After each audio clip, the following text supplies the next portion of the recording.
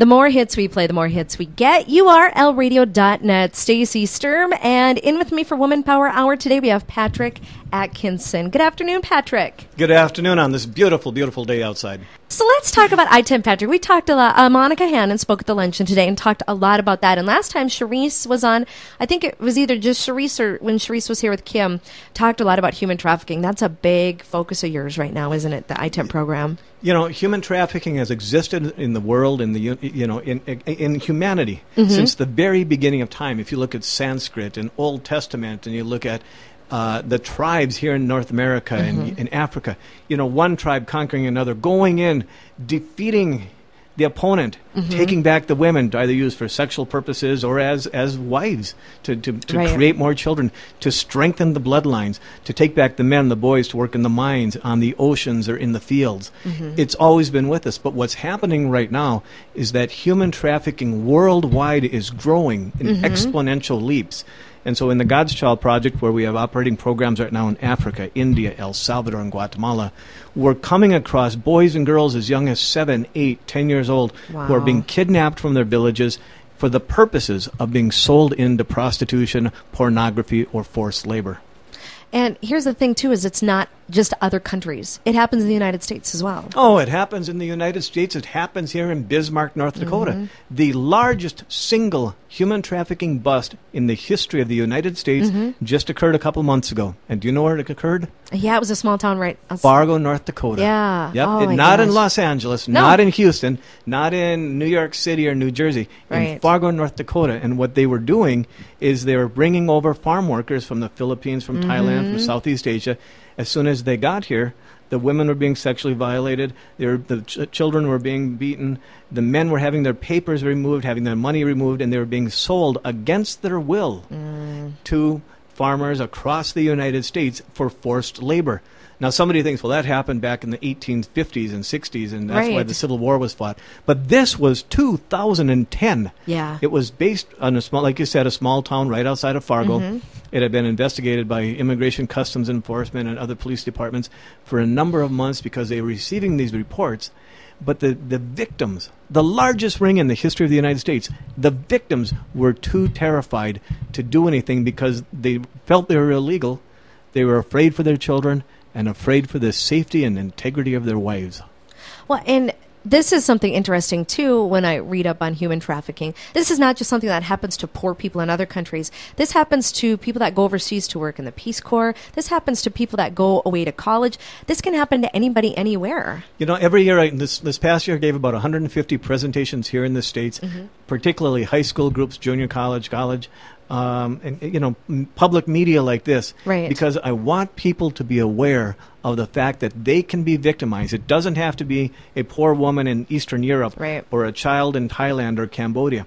This is happening. There have been boys and girls, young men and young women here in Bismarck, North Dakota, in the state of North Dakota, who have been victimized, who have been moved between countries as victims of sexual prostitution against their will, as victims of modern-day slavery. Kids go to college. You go to a party. You go to a bar. You take a drink. You set down the drink. You go to the bathroom. You hit the dance floor.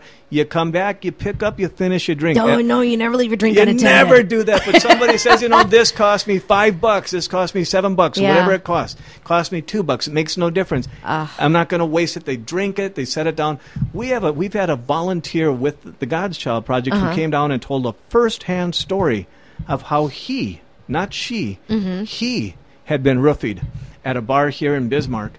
And, you know, fortunately, he had friends who recognized the signs that this guy had just had one drink and he could barely walk and he was slurring his words. Wrong. So they took him home. His family took him down to the ER. They did a blood test and they said, you've had XYZ drug dumped in you. He had one drink and somebody roofied him. Okay. This happens right here. Never, ever, ever start a drink, set it down, and then finish it later. Never. I was talking with my friend Fawn about that too, and she said somebody had, here's another thing, is somebody had bought her a drink, carried it over to her, and said, here, you know, you're a friend of a friend, blah, blah, blah, bought you a drink, it's nice to meet you.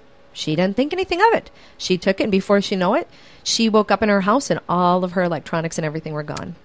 Here locally. Here, yeah. And people don't know now. She's lucky. You know, She's very lucky that they didn't want to do something. They just wanted her stuff. That they wanted her stuff and they did not hurt her. Yeah, exactly. Because quite often they want, they want him, they want her, and they want them not just once.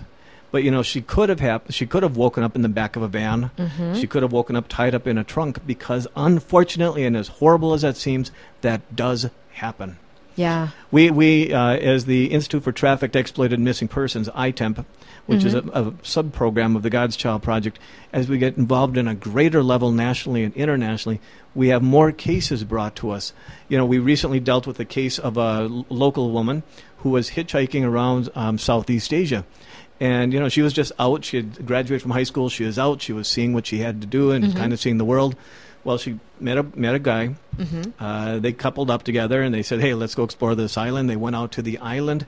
Next thing you know, she's locked in a house, and the guy is outside selling her as a forced prostitute against her will to tourists who are coming through on this Southeast Asian island. This is a local girl that this happened to. Eventually, she was able to write a note and give it to one of the guys who paid money to come in and have sex with her against her will, and then said, take this and fax it to my parents. Yeah. And the guy did. Wow. And the guy did. Yeah. They got a hold of us. We got the machine going. Within 72 hours, the girl was snuck off, was rushed off the island. Speedboat had been contracted, private plane had been contracted to get her to the mainland. From there, she got home. This isn't something that happened in Hollywood. This is not the movie Taken.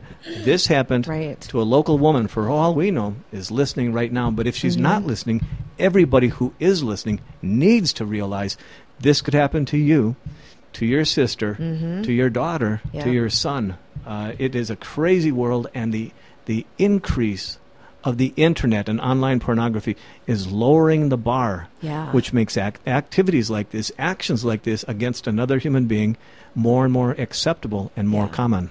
Well, yeah, because they're going back and they're reading electronic exchanges and saying, well, this person basically agreed. This person agreed, or, think about it. When I'm 51. When I was a kid, 7 years old, I was thinking of things like Captain Kangaroo and Gilligan's Island and, Hogan's Heroes. Right now, the number 4 search term for children who are 7 years old is porn. Oh, my God. Okay? That's the number 4 search term for children 7 years old. Parents, if you're listening, if you know parents, if you have friends who are parents, buy the computer. Yes. But don't put it in your children's bedroom thinking that they're going to be Googling Abraham Lincoln and dinosaurs. Yeah, doing homework. They're doing homework, but put it in the living room. Make it as available there as you would... just make it available in the living room so the kid wants to come out, do homework. They can sit. You can make it a family thing. If they're doing dinosaurs and Abraham Lincoln, wonderful. Right. But if they're searching porn and the stuff that pops up, I did a report recently. I had to do a documentation on runaways, and I wanted a picture of like a 17, 19-year-old young male standing along the road with a denim jacket and a backpack and his thumb up, hitching a ride. Yeah. So you know what I did? Oh, God, I hope you didn't Google search 17-year-old male. Search? No, I didn't. Fortunately, I didn't. Okay. But I did do a Google search on the term runaway. Yeah. Okay? The garbage that came up was staggering.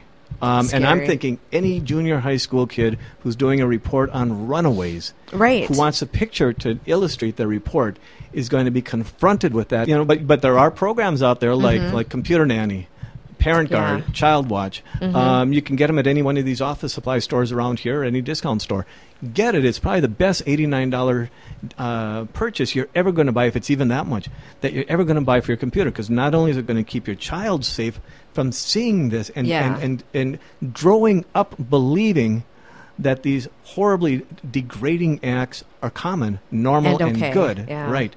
But you're also preventing your computer from being hit by viruses, spamware, Trojans, etc.